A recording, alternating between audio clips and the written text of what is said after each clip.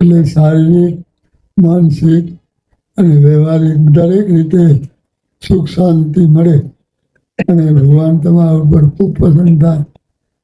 ભગવાનને વિશે નિષ્ઠા ભક્તિ એ પણ ખૂબ વધતી રહે અને ભગવાનમાં મન સદાય લાગતું રહે એવી ભગવાનને પ્રાર્થના કરી રહ્યા. તો તમે બધા ધન્ય ભાગ્યશાળી છો.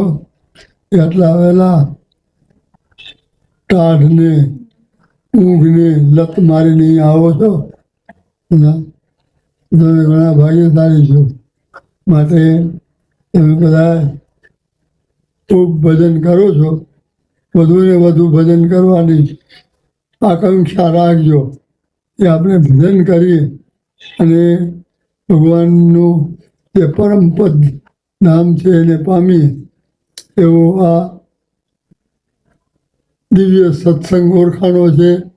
આ દિવ્ય ધૂન છે અને એમાં તમે લાભ લેવા આવો છો તો વધુ ને વધુ તમને ઉત્સાહ ભાવ જાગે એવી ભગવાન પાસે પ્રાર્થના કરી.